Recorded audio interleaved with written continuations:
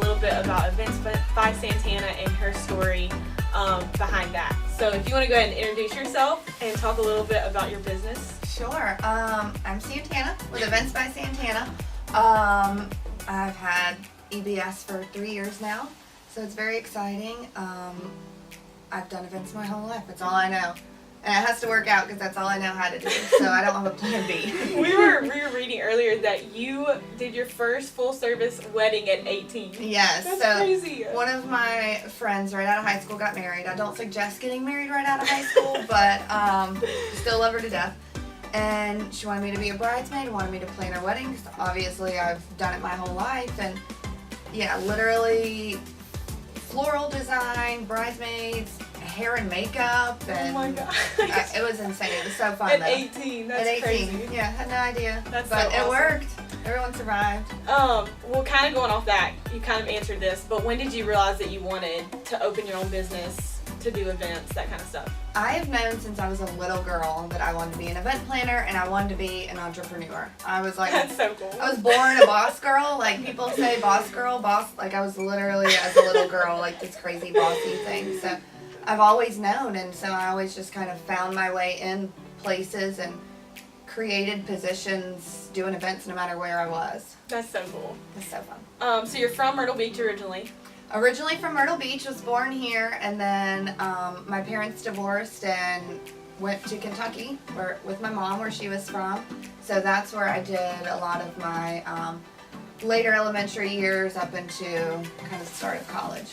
So can you tell us like the journey of becoming an entrepreneur, what it looked like for you graduating, moving in that direction? Sure. So right out of high school, I went to UK, go Big Blue, and started working for a big event planning company in Lexington, Kentucky, and they do these huge like derby events and $1 million weddings. It was just so inspirational, and I was like, I'm gonna do that one day. So I moved here because my dad had always lived here, and started working for a group of hotels, and they had all these venues and no one managed them.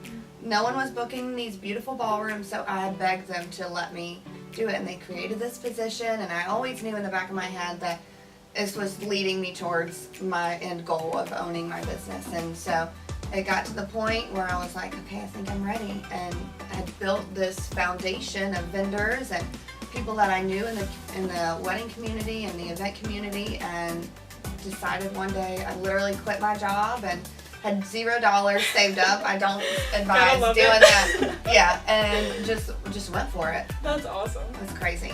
What would you say that transition and from there has been the biggest challenge for you? The biggest challenge was in the beginning, trying to have a balance between, I had to work part-time for the first year starting my business because I still had to pay bills. Life still goes on. Unfortunately. I can't call up my electric company and say, hey, I'm starting my business. Can you just put me on hold for a while?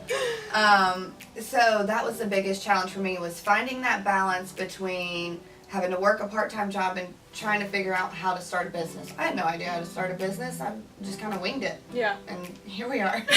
3 years later. 3 years later, I made it. No, that's awesome. So what would you say the community here in Myrtle Beach and of vendors, of other women that are entrepreneurs, has meant for you and your business? It's so huge. Especially over this last year, I've joined a lot of leadership groups and women in philanthropy and leadership, and it has been so inspirational and astounding what the women in this Grand Strand community do. A lot of people don't know, all 3 mayors surrounding us are female. So cool. Every single chamber in all the surrounding towns are female CEOs. And it is so cool. It really is. It's so cool. Such a cool community. Yeah. Definitely. Okay, so what women specifically have inspired you? That's tough. I kind of have the opposite situation. I never really had, I have a great, my mom is my whole life. She worked part-time. She kind of struggled raising 3 kids, but there was always a meal on the table.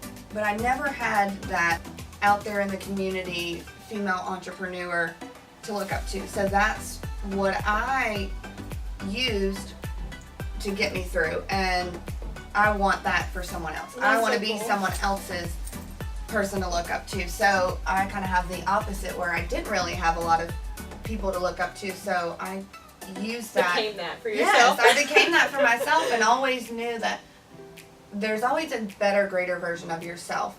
And there's always something you could do for someone else. So I always try to be that person to someone. Yeah, that it's cool. Like coming out of college, I think that was something I recognized early on is the lack of like women pouring into younger girls. So to be that for other people is like such a cool opportunity. And it's starting to overflow now, and it's starting to really trend now that these wonderful, powerful women are coming out of the woodwork and really showing who they are. And going and being mentors and getting involved in the younger community. So it's nice that knowing the next generation will have that some of us didn't have. Yeah, no, that's so cool, for sure. Okay, so last question for you. Well, one of the last questions. We have a couple more. All right, I love to talk. I'll talk all day. Okay, so talking about mentorship, for girls that are just graduating that might, want to get into the event planning business, what's your advice to them? I say go for it. Do what you love. Follow your dreams. I'm a big believer in following your dreams. I grew up in Kentucky in a small town where people don't really have many dreams and goals. So follow your dreams. Do what your heart tells you to do. And you're going to have to fight. If you want to be an entrepreneur, if you want to be a powerful businesswoman or man, whatever you want to do, you have to go out there and fight, and you can't expect the world to hand it to you. So just go out there, seek opportunities, and get involved in everything you can. That's cool. And then what's a fact or fun thing about you that most people wouldn't know about Santana? I love to cook. That's like one of my hobbies. Oh, that's so awesome. What's your favorite dish? Oh God, everything. Tacos, I could eat. Oh, I could eat tacos 30 days a week. Same. Love it. And I'm pretty good at making tacos. And I also trained as a professional ballroom dancer for a while. That is so cool. So random. But I grew up dancing my whole life. I love it. I want to get back into it one day when I have time again. That is awesome. So yeah. We're going to have to get a video of you doing some ballroom dancing next. All right. That's up next. I'll show it. I have one on Facebook. I'll show you. Okay, so we want to thank you, of course, for taking the time to talk to us and to our community of girls that are watching along. And thank you for what you're doing for our community. Thank you. And we love your events. So, so we'll keep in touch and keep sharing some things about Santana. Thank you.